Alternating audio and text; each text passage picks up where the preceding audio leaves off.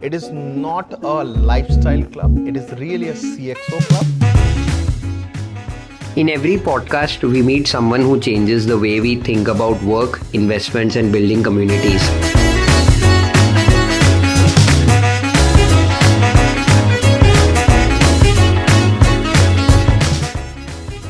Someone who's not just building spaces but building ecosystems. A person who has seen startups rise, investors hustle, and exclusive clubs thrive because they have been at the center of it all. This episode is different, and today we have got that person in the studio: founder, dreamer, builder. All about guest experience. So club is all about guest experience. If we don't get the experience right, then of course, members will not appreciate. So experience is what we are talking in Billiard. Today, we are shining the spotlight on Sanjay Choudhary, the visionary founder and CEO of Incuspaze, a true networker, entrepreneur, adventurer, a family man. He brings purpose and thrill to everything he touches. So let's get started.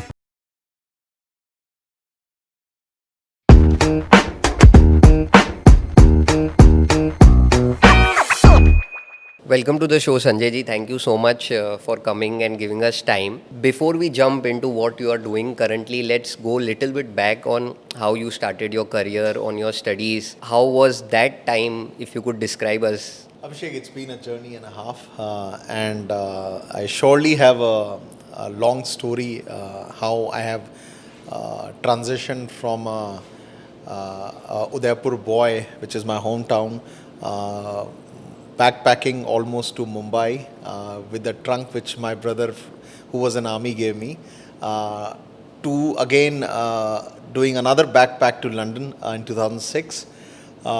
It's been a journey and a half. Of course, when I landed there, of course, I started working. My background is enterprise sales. That's what I did for the longest. Then I think, like you were saying earlier, I also decided to leave 9 to 5 and start my own business. I did a consulting business there in 2011-12. Again, kept on getting into new ideas, kept on meeting people. One thing I've done in my life and I've done successfully is always keep meeting like-minded people, always keep meeting new and new, folks who gives you a different perspective in life. And I think that has really led me to experiment new ideas, new ventures. I've experimented many ventures. And then in 2014-15, I was launching a crowdfunding platform from UK to invest into Indian startups. That led me to again travel back to India. Kept on traveling to India for a year or two. Till that time, I thought while I build the platform, why don't I experiment with startups in India? I started investing my own capital. Okay. And that really was a time where I understood India from a business perspective and started working with few startups, putting the seed capital into a handful of companies. And that's how the idea of Incuspaze was originated. It wasn't a eureka moment that I want to do a co-working business, which it was evolving that time. As you know, in 2014, 15, 16, startups were evolving. A lot of new startups and new entrepreneurs were coming. And that time when I invested into these startups, that idea came to my mind in terms of why don't I put together space for entrepreneurs, startups. Even at that time, my first startup I invested was into AI. So while AI is all guns blazing right now and everybody's talking about it, and really wanted to focus on the startup investments and workspace. Soon I decided that I can either do startups or I can do workspace. I decided to workspace because startups requires a different kind of commitment, a patience capital and everything. And that led me to fully focus on Incuspace. I started traveling. People might find it funny and very difficult to digest. But I traveled almost every month for 5 years back and forth from London. Acha. So your family was in London only Yes. for that initial stages? So my kids, my wife, everybody was back in London. And I used to travel almost every month. Even in COVID, I say to people, they don't relate to it. I took 20 flights in peak COVID for 1.5 years. Yeah. So I think in this journey, I've learned a lot of things. As you know, journey of an entrepreneurship is not easy. But I think I've never looked back, and standing here today in 2025, when I reflect, I see that, of course, it was well worth it. Bravo. And, Incuspace again has evolved over a period of time from post COVID, focusing completely on enterprise managed spaces.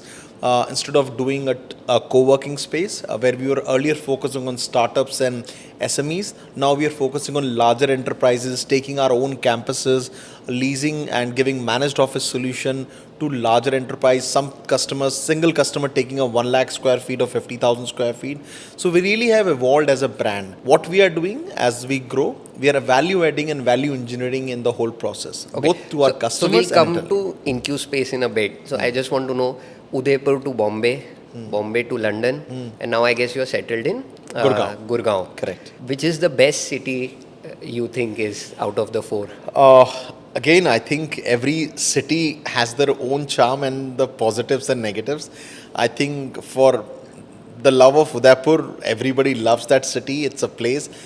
Can I see myself be there right now? No, I can't, because I think the time of my career and the journey and the path I am in, I think I'm best placed where I am today. Mumbai, I owe everything to that city. I'm very, very, biased about that city. It has given me everything I am today.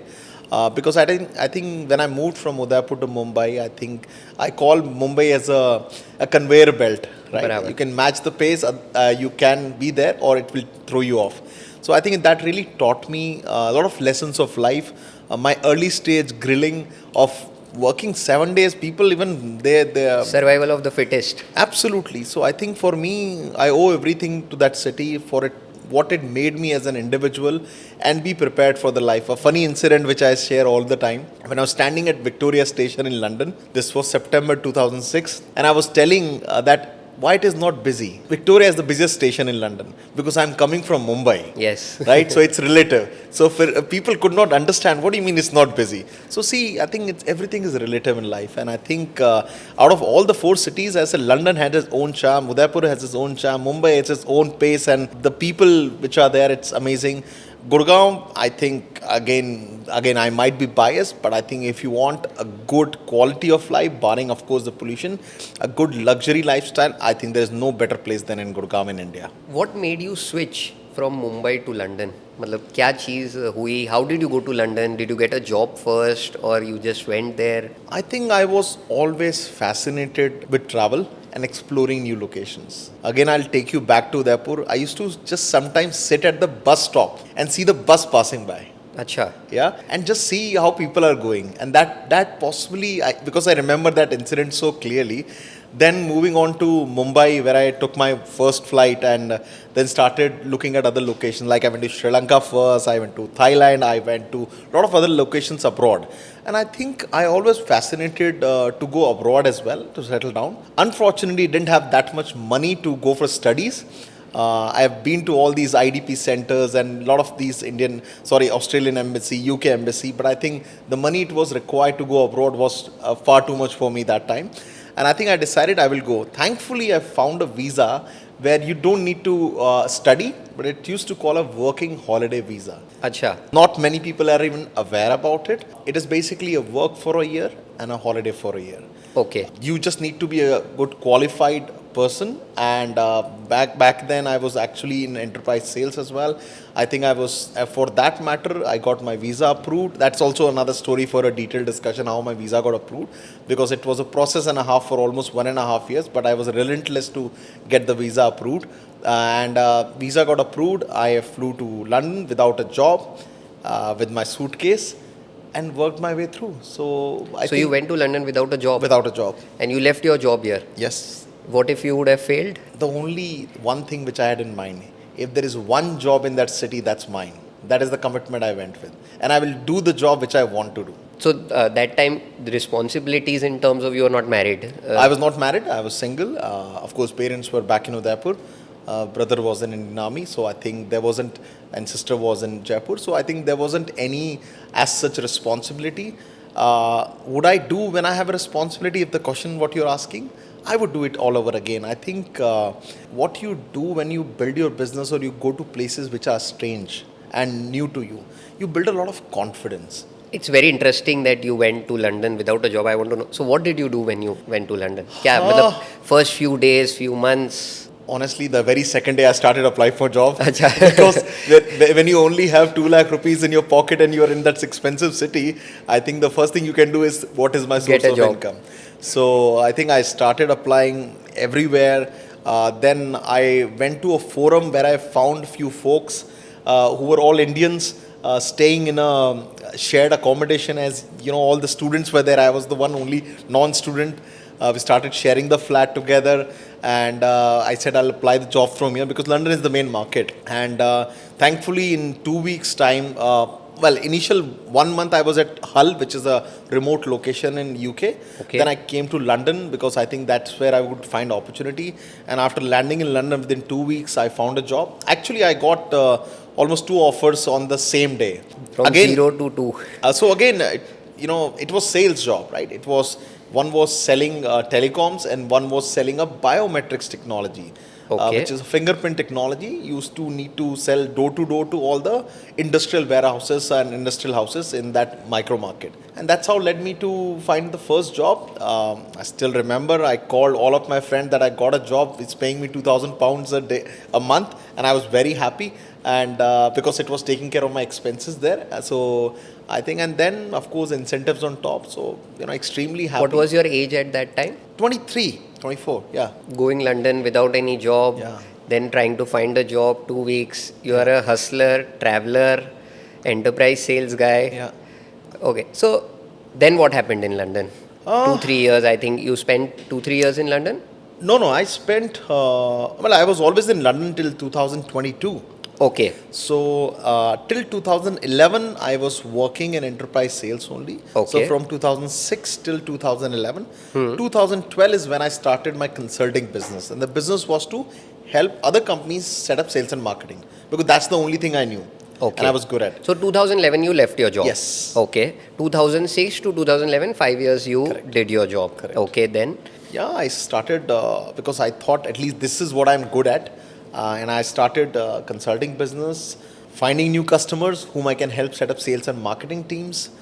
Bumped into a gentleman whom I was helping in the same consulting format. We thought of building a crowdfunding platform around 2014-15.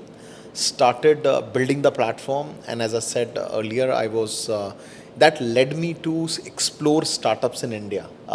While I was building the platform, which is to invest UK capital into Indian startups, I started exploring these startups on my own to understand India because I think I wanted to put my own money before I put somebody else's. So how much capital you had? Oh, not much, but I think on an average, 25 to 50 lakh I invested into seed stage startup, at Okay. least 5 to 6.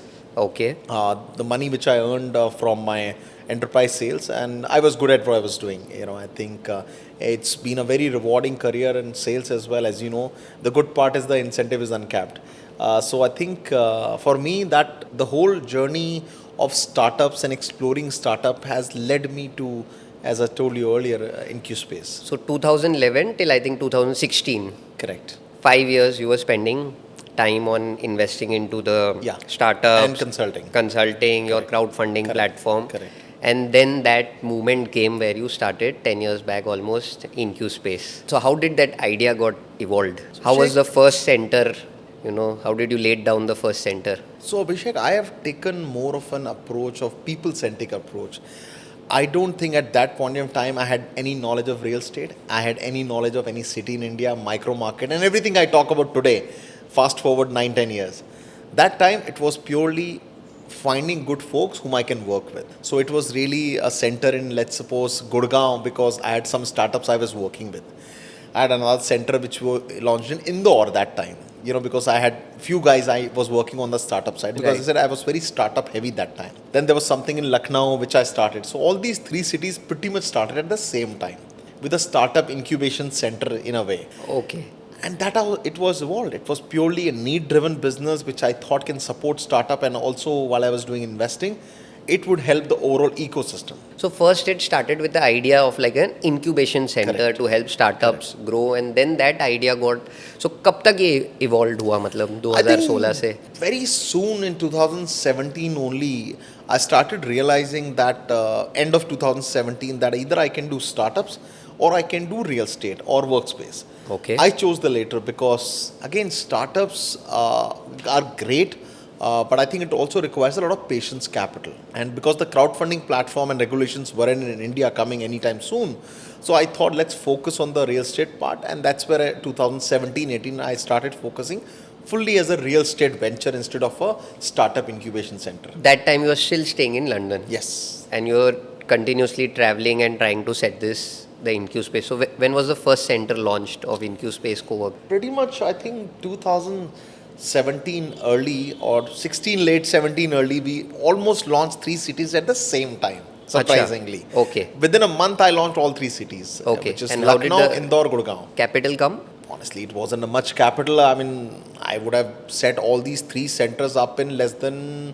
1 crore. Okay. So it was your purely Yeah. friends and families Yeah. whose money you... Initial money was my own, and then, of course, later on, of course, friends, family, and everything started coming in. So once you started building the centers, how was your journey? How was your experience? What was the new learnings you came to know at that point of time? क्योंकि जब चालू करते हैं ना तो Excel sheet पे तो बहुत सब चीज़ें बहुत अच्छी लगती है बिकॉज क्या एक स्ट्रेच करना है बस और यू नो ग्रोथ दिखता है और सब दिखता है but when you actually go into that business, that's where the challenges starts. So what were the early challenges and learnings? My answer, a lot of people may not relate to, but actually, I firmly believe in momentum rather than Excel sheet. I think because nothing is perfect initially. I think what is important is keep going on. Because as you know, and I'm sure you've heard story from other founders as well, that the magical moment come when the pivot happens. And till the time you keep pivoting, till the time you strike the right chord.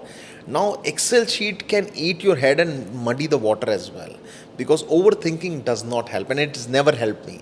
So I think I'm a firm believer of actually taking actions. Yeah, and even just on a separate note, if somebody asks me what has led me to post-COVID and standing here today doing what I'm doing, only one thing is making decisions, and firm decision and quick decisions. So at least you are fast forward. If you make, let's say, 6 decisions, and even if 2 are wrong, you're still 4 steps ahead. So I think to answer your question, I don't think too many Excel sheets were there initially.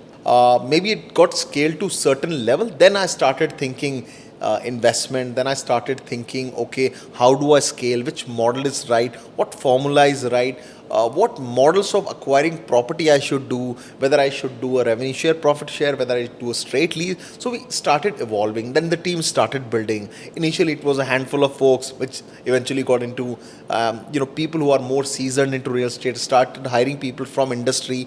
I started hiring people from a hospitality industry. So I think everything has evolved. But, Excel sheet is always important to make sure you're disciplined in what you're doing. Your cash flow is the king in every business. Yes. But I think initial momentum, too much calculation doesn't help. Till the time you, as I said, reach an inflection point of, yes, now this works and I need to multiply now. Till the time you have to keep doing what you're doing. So when did you raise the first funds? Again, and how much was very, it? very surprising for a lot of folks, especially in our industry, which is fairly capital intensive. Till last year, we were pretty much friends and family and very, very early stage, very, very frugal capital. Okay. Our first institution round was last year, only June 24. So from 2016 till June 24, Yeah. you were doing it all alone. Yeah, all alone. Of course, I have a business partner as well who joined me roughly 5 years back now. Incidentally, his name is Sanjay as well. And he's been an industry veteran, almost good 25 years in real estate.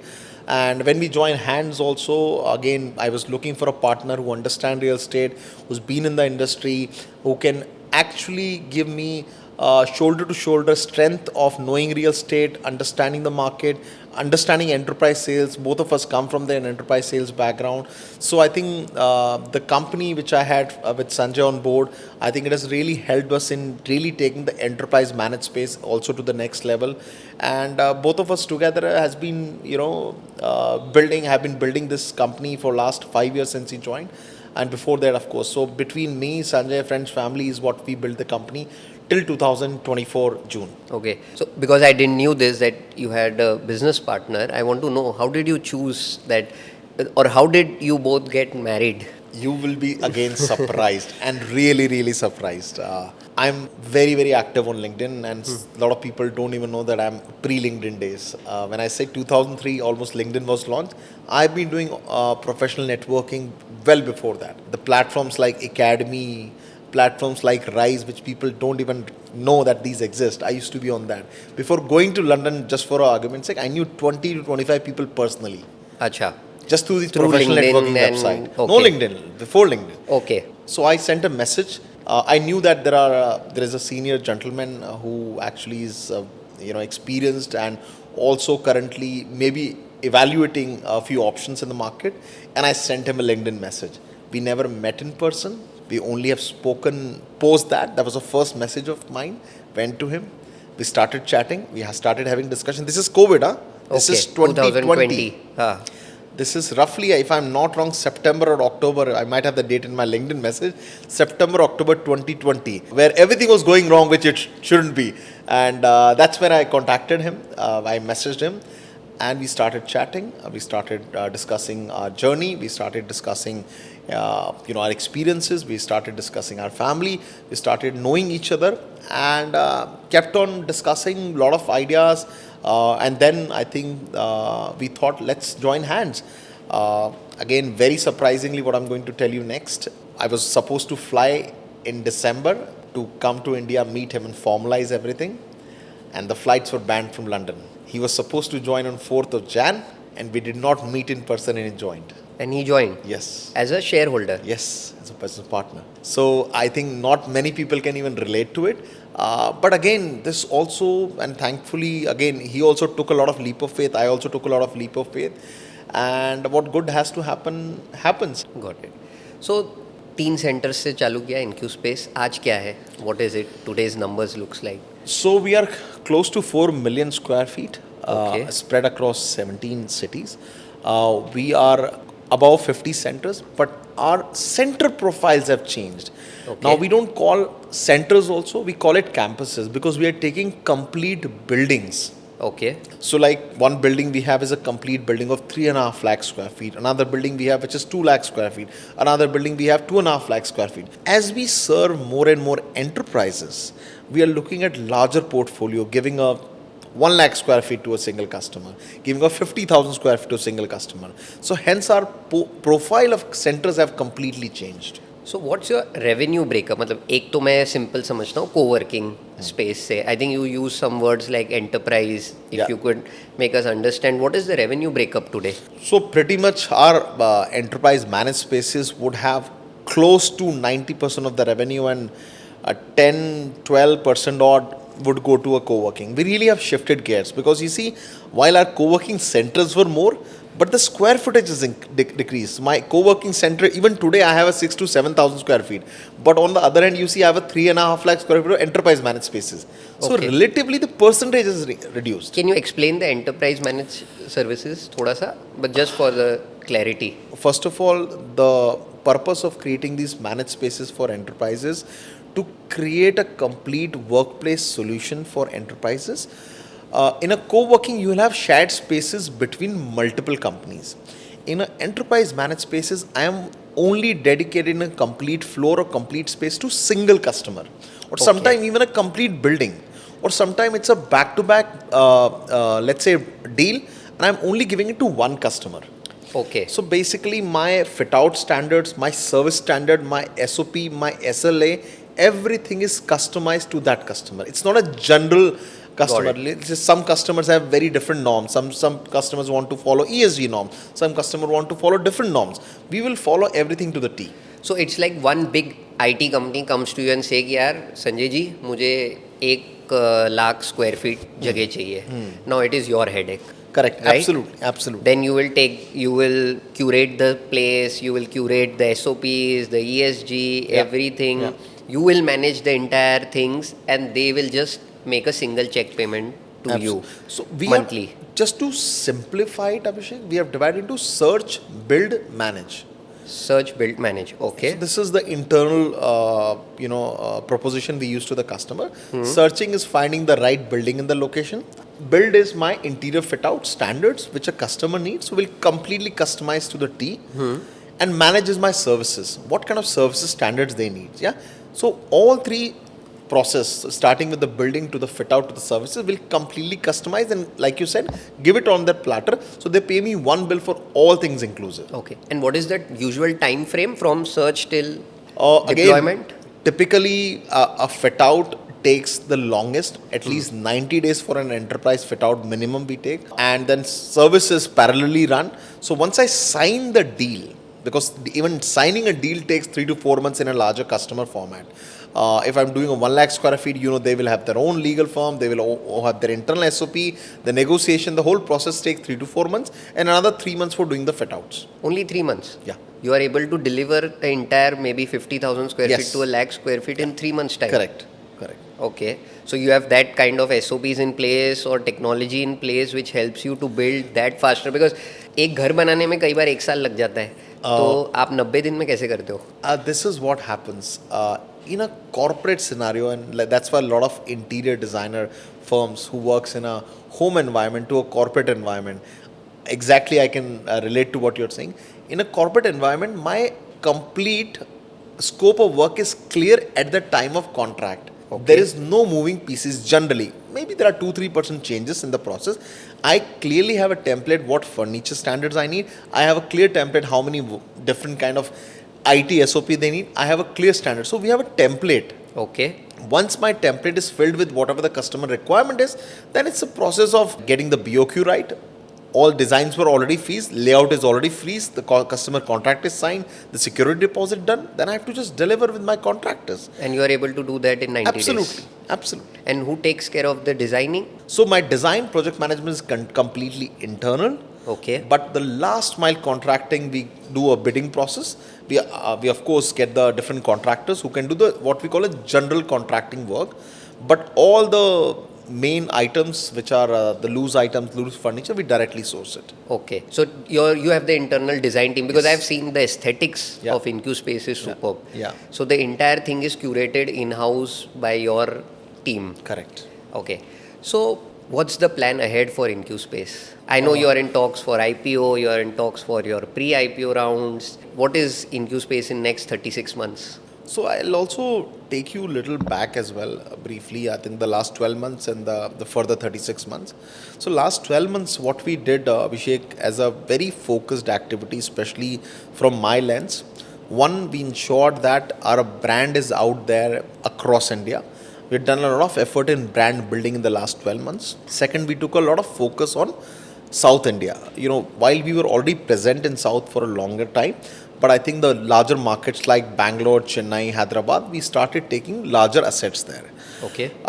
Third, I took a conscious call to build a leadership team, because if you are talking enterprise, delivering enterprise, I need to make sure I have the right people to lead the functions. So I took a conscious call to do that. And in the process, once we are here and I have a lot of workplace to deliver, I'm confident of the team which we have right now, which can deliver even 10 times more revenue and EBITDA. What's the team size now? We are close to 200 folks right now. In-house? In-house. Okay. Yeah. We have also done 2 acquisitions, which I'm not sure if you follow us on LinkedIn, Yes. but we have recently done 2 acquisitions as well. They are well placed to integrate fully into the Incuspace ecosystem. One company was very good in the Pune market. One company was more of a tech enabler for us.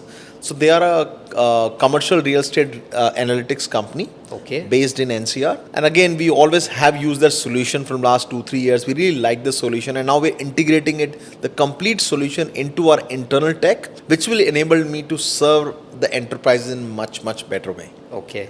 Got it. So what's the plan? 36 months. Now, fast forward from here, after I built the 4 things which I talked about: the acquisition of properties, the acquisition of companies, the brand, and the leadership team. Now, it's an inflection point for us to scale the business. It's an inflection point for us to take all the right steps onto the IPO. As I briefly said earlier, we are currently in talks for a pre-IPO round. And in next 24 to 30 minutes, we are definitely going for listing. But we want to ensure we do it at the right time, and we do it at the right scale. So I think the journey is very clear. I promised my team in a town hall last week as well. What are we aiming for? In the next 2 years or so, we are aiming for a 5,000 crore IPO, and we are ensuring that we put everything into place to ensure that magic number is achieved. Okay. How has your experience been on raising the funds? And firstly, how much did you raise last year? And how has that experience been in the last 1 year? I think the last time the experience was fairly smooth. The investors were very logical and supportive in understanding the whole process and understanding what stage of the business we are in, giving complete freedom to ensure that we can take right business calls.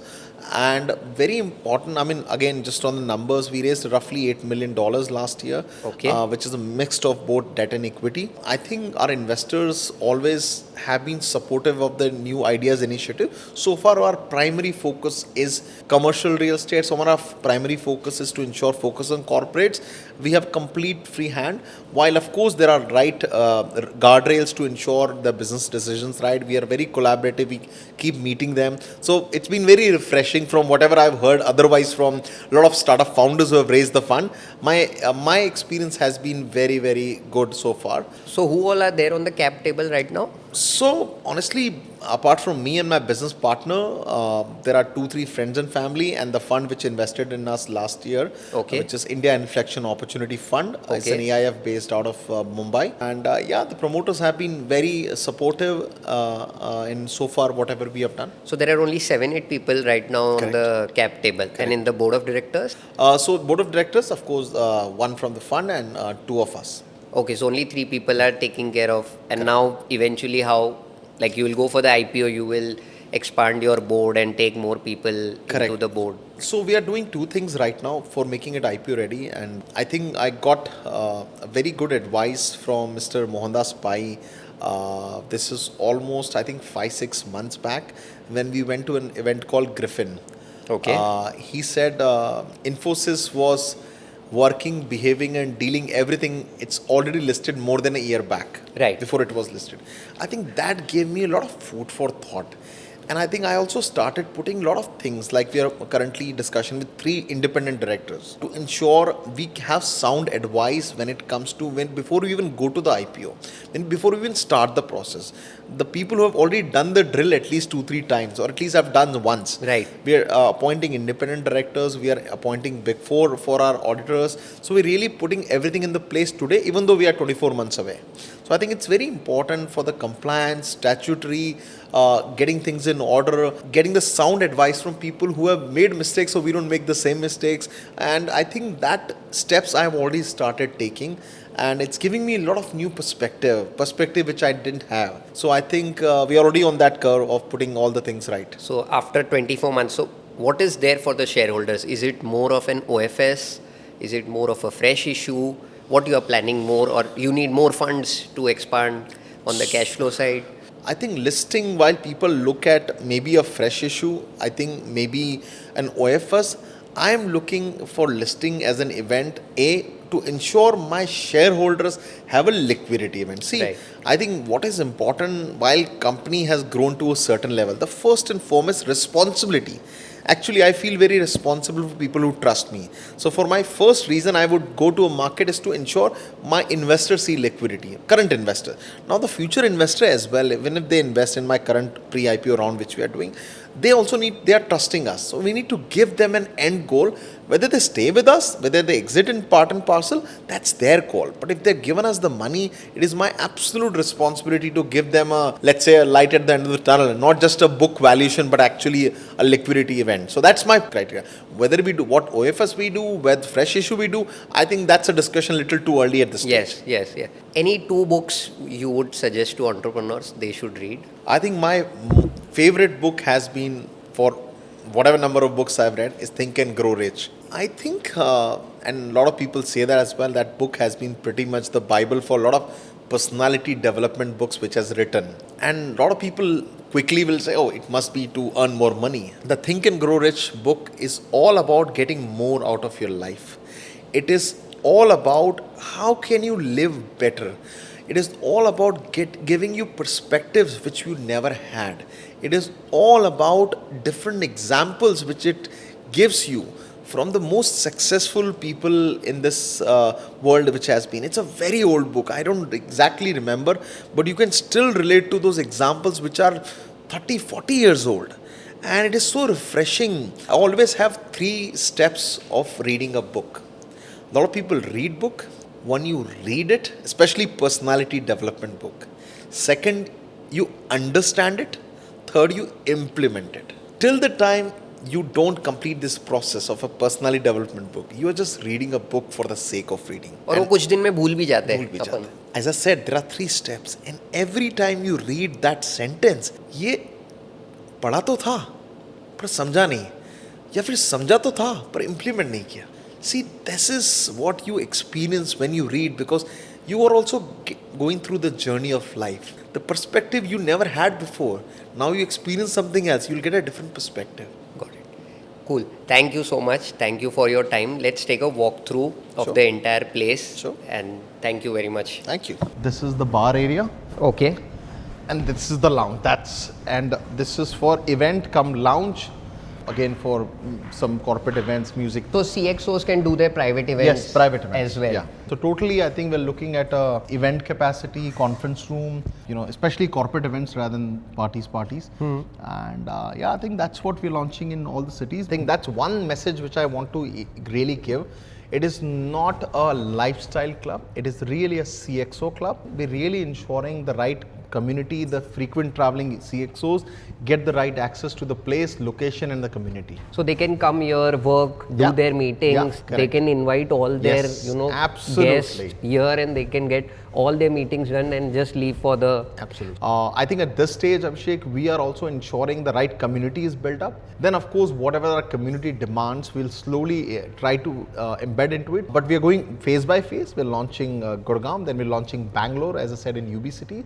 Then we are looking to launch in Mumbai, in Andheri. We're looking at Hyderabad, we're looking at Pune, we are looking at Chennai. Maximum by, let's say, March 26, all 6 clubs will be live. So ये भी 90 से 120 दिन में you are able to do the fit out? Absolutely. Okay. और कितने लोगों की team अब ये बिलियर्ड्स क्लब को मैनेज करेगी? Running a club is a very different mindset. So we are first of all ensuring there is key leadership team who understands a private members club. Okay. Is hired, which we have already hired. People are joining from next month. Okay.